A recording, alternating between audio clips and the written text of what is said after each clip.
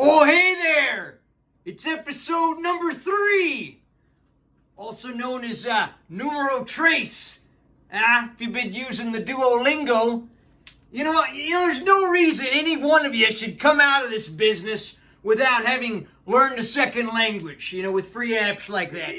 Regardless of what you choose to do with your spare time, I hope you'll tune in, sit down, relax, and learn a little bit about how to make a quintessential apocalypse quiche. That's what today's all about, all right? So, what we need is, we need to get set up here, all right? We need our goodies. The goodies, what are they? Well, you might ask, you're going to need your blade, all right? Careful with this thing. We talked about that last time, all right? You're going to need some Kerrygold butter, grass-fed, all right? I like a little salt, pepper. This is the blend. It's a salt, pepper, garlic. You're going to need some mushrooms, all right? You're going to need a little bit of cheese. I'm a fan of the goat cheese specifically. All right, a pepper. You could go green. You could go red, whatever color you like. All right. An onion. I got a white onion. You could use a yellow. All right, I got one jolly jalapeno here. 1 or 2 sweet potatoes, roundabout. Bacon, and realistically, you could use any sort of meat. I'm going to use bacon today. And I got 6 eggs here. 6 eggs. Today, I'd like to talk about this quiche that we're going to make. Now, typically, quiche is kind of a breakfast food. All right? Now, if you know old Rad Max, you know that I'm not a fan of breakfast foods and lunchtime foods, snack foods, dinner foods. It's interesting to me. You see, humans are the only species out there that have time of the day foods. You know what I mean? You don't see the fucking squirrels out there looking for pistachios for breakfast, walnuts for lunch, maybe a good Brazil nut as a snack in the afternoon, and maybe acorns for dinner. No, they're just eating nuts. Get it? But, regardless of what I think about breakfast foods, today is a quiche. And typically that is served as a breakfast food. Oh man, today's one of my favorite days. It's Sponge Day. You guys have Sponge Day out there? Yeah, you fucking should, you dirty bastards. Sponge Day is that's the day when you swap out your sponge. About every 2 weeks is actually what the CDC recommends that you swap your sponge out. I know some of you out there probably have the same sponge you've been using for the last couple months or something, you sick bastards. All right, so,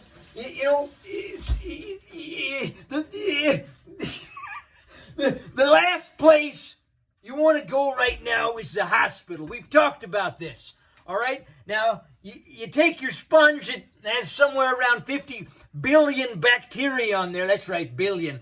And, most of those are probably harmless to humans. But you see, you get a little E. coli in there, you get a little staphylococcus, maybe some salmonella, and you don't know that's in there, but maybe you go wiping down your counter. Next thing you know, your Fruit Loops fall out of your bowl and it falls right there and you eat them up, and then you're in the fucking hospital around all the goddamn sick people. I've said it before, stay out of the hospital, all right? Now, if you want bacon, now's the time to get it rolling, all right, while the oven's preheating.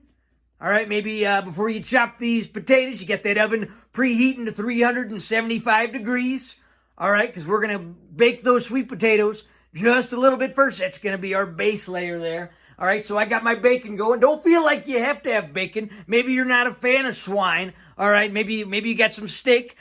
Let that oven get heated, chop up your taters, and then we'll go from there. Now, there's a few things in the apocalypse that you're going to want to have on hand at all times. And one's potatoes, all right, a great apocalyptic food. They don't go bad for too long, all right. You stock up on the potatoes. That shortens the number of times that you have to go to the grocery store, all right. The other is the hand sanitizers, and then, of course, your Glock 9mm, all right. You don't want to go too far without any one of those things, all right. Now, the exciting part about this dish is that the crust of the quiche is actually sweet potatoes. You see, I didn't mention earlier, you're going to need a pan, all right? A little baking dish, maybe a 9x9, all right? So Well, we're going to chop up these sweet potatoes, and that's going to be the base. That's going to be the crust of our quiche. All right, let's talk about the peel here.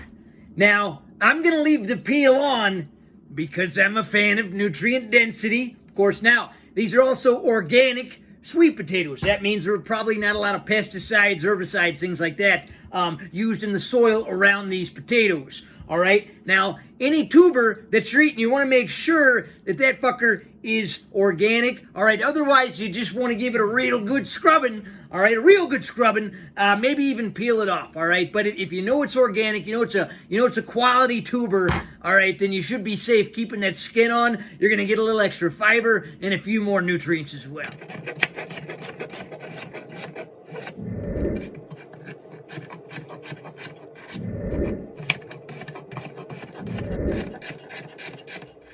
Okay, so I've chopped my taters up here into longer, thinner strips, all right? And they're going to look just like little matchsticks there. Now, your taters are chopped. The oven is preheating. You're going to grab yourself a little bit of butter. Now, you could use an avocado spray or maybe a little bit of oil in a napkin. Don't use that filthy-ass sponge I know you still got in the sink. Throw your sponge away. All right, so you just really want to lather this thing up in the butter. Now let's talk about the jalapeno.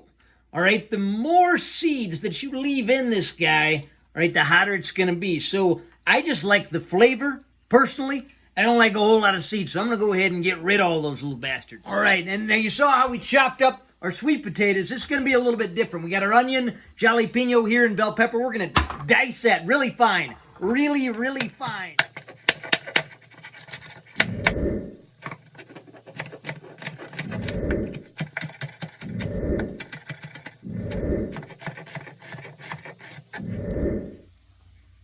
Now, you're most likely going to want to wash your mushrooms. All right, and mushrooms, man, let me tell you, what an amazing little treat from the universe, right? This fungi, you know, we share about 50% of our DNA with a mushroom. It's more than plants.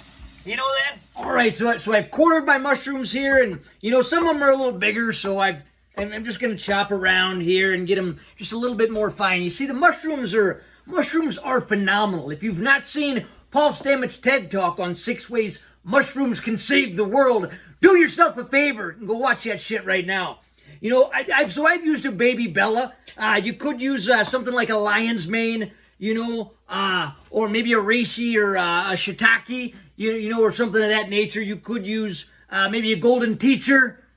Okay, it's getting good, folks. So now that we got all of our veggies and mushrooms diced up, we've got your sweet potatoes lying in the bottom of the pan here. If there's a couple holes, that's okay. Remember, this is your crust here. You could drizzle another little bit of oil over the top of it. The bacon is just about ready. Just about ready. And now the oven is preheated, and now we're going to pop this in. Middle shelf. All right, sweet potatoes. And I'm going to set a 20-minute timer here, all right? So we got a 20-minute timer that I'm going to set. Now the bacon, let's look at that bacon, shall we?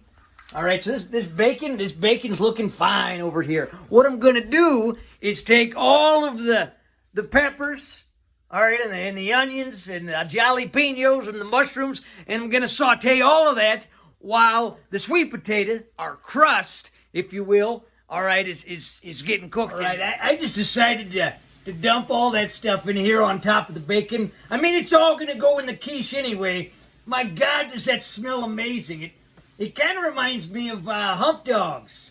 For those of you that don't know, old Rad Max owned and operated a Polish sausage stand back in the day. That's right, Fatty Bo Batty Polish sausages sold on Main Street just outside of the Rude Dog. You see, minimal shopping trips to the store also means minimal amount of fresh fruits and veggies. And you know what I say to that?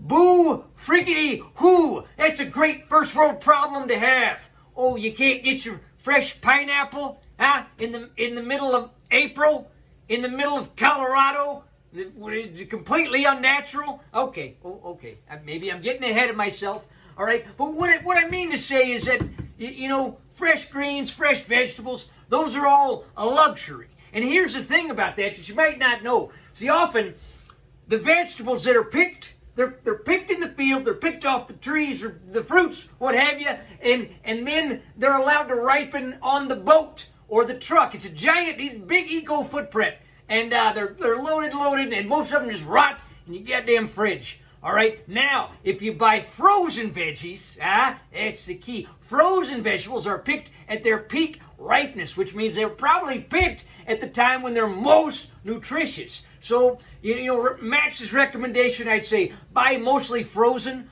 all right? And then every now and then just treat yourself to some fresh stuff. That's what I've done today. All right, now it's time to use these eggs. Eggs! If you watch my last video, you know that, old Rad Max, not a fan of birds generally. Weak-ass animal. But I am, however, partial to eggs for a few reasons, right? One, that's just, these things are so ridiculously nutrient dense, it's amazing. Great sources of vitamins, minerals, all right? And, the other reason I really enjoy eggs is because for every one of these I eat, it's one less chicken. Shit, I knew I was going to do this. There's another ingredient, all right, almond milk, coconut milk, oat milk. I'm not a huge fan of using the almond milk, so it takes a lot of resources, but it does work. And if you have issues with the dairy, like old Max here, you see I'm going to take 1/3 of a cup, and then I'm just going to whisk that up with the eggs here. While we're on the subject of eggs, let me just tell you, I'm not a doctor, but I'll sure as shit tell you, eggs do not cause heart disease. All right, that's not a thing. That's not a damn thing. Stop saying it. Stop perpetuating it. It's bullshit, and there's no research to suggest that eating eggs is causing heart disease, all right? And if you're one of those folks out there that are continually perpetuating this bullshit, I suggest you promptly take your ass to the hospital, all right, so you can have your head checked. Don't even bother putting a mask on. You won't need it. Your smugness will actually protect you against the coronavirus. I can't believe people are still saying that shit. I just feel like busting some myths today. So how about this one, huh? You guys have probably seen the eggs from grass-fed hens, huh? You seen this bullshit out there? You seen this marketing strategy making you think you're buying a healthy egg? Here's the thing, gang, all right? Chickens are not vegetarians. As much as a weak-ass bird as they are, they're little fucking dinosaurs, man, and they will eat anything. They will tear the shit out of a mouse, a toad, a skink, right? Insects, all right? Yeah, and maybe every now and then they'll eat some seeds or something like that. So, I prefer to get my eggs from a local farm, if possible. If you got an egg person, egg lady, egg man. The second best to that is organic. But for God's sake, just stop getting fooled by those grass-fed hens out there. Horseshit, I tell you. It smells amazing in here. There's still a few minutes with everything in the oven, and we got our bacon and veggie sauteing, so you know what they say, ain't no laws when you're drinking the claws. That's right. Ah, man, nothing to make you feel like more of a man on an apocalyptic day than a natural key lime hard seltzer, right? Now, let me tell you a little bit about day drinking, all right? Now, Max is a fan of data, right? I track my sleep. I'm a big fan of sleep, you see. Well, why day drinking, you ask? You know what? Why not have a nightcap? And I'll tell you. Here's the thing, folks. You see, sleep's kind of like free steroids, right? And old Rad could use about all the help he could get there. So what happens when we get lost in the sauce here is that when you ingest alcohol, all right, your heart rate increases. All right, it elevates, and the reason it's because it's trying to get this toxic shit out of your system. All right, now here's the thing. Now, it's one hell of a fun toxin, I tell you that. But alcohol, all right, is a sedative. It's not a sleep aid.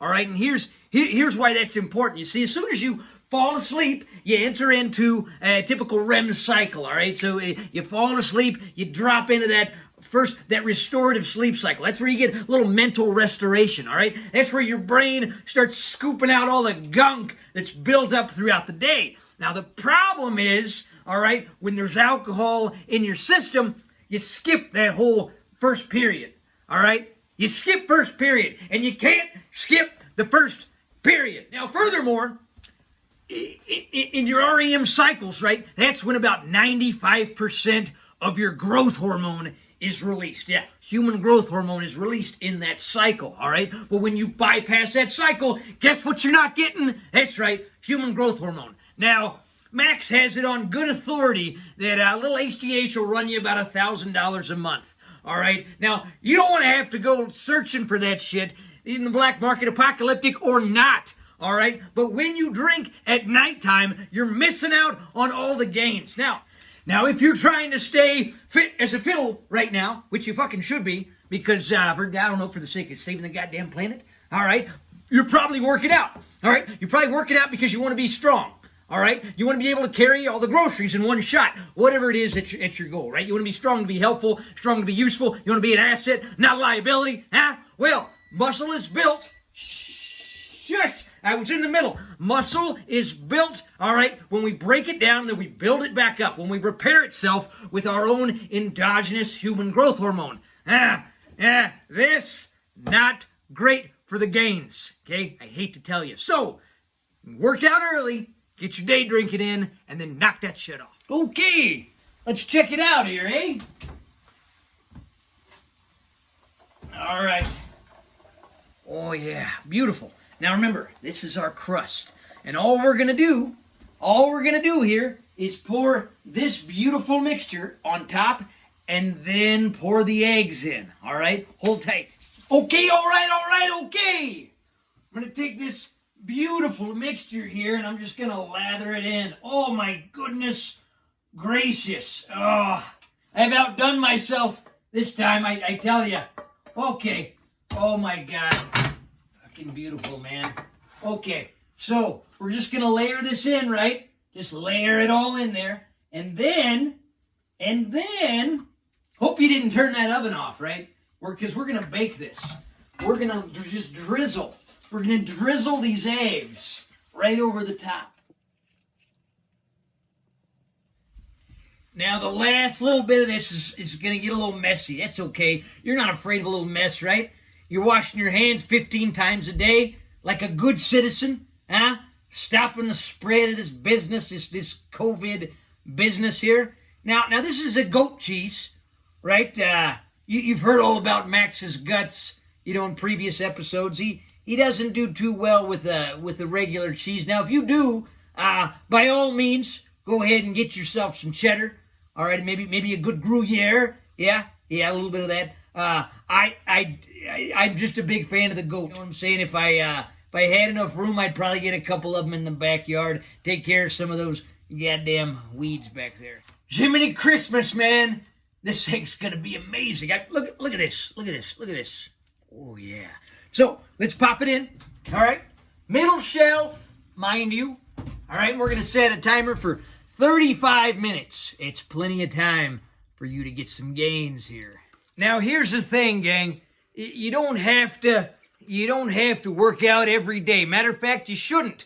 Like we were saying, right, you got to let the muscles break down so they can rebuild the human growth hormone, all that stuff. So you can get some other gains, right? You can get some mental gains. You can learn. Hell, maybe you work on your pool game a little. You can learn how to play a goddamn instrument, or maybe a foreign language or something like that. You can play a little Led Zeppelin here.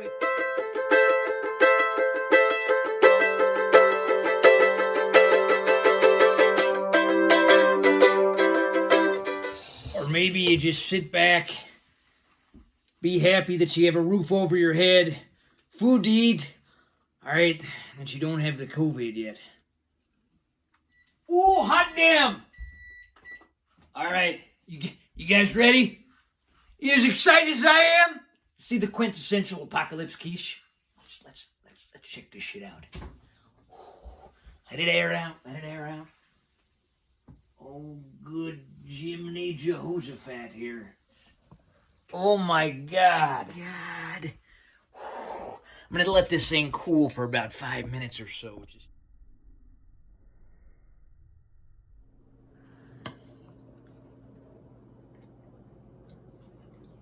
Hot damn! That is a fucking quintessential apocalypse quiche, my friends. Until next time, continue washing your hands, alright? Don't forget to wear your masks outside and stay nutrient dense.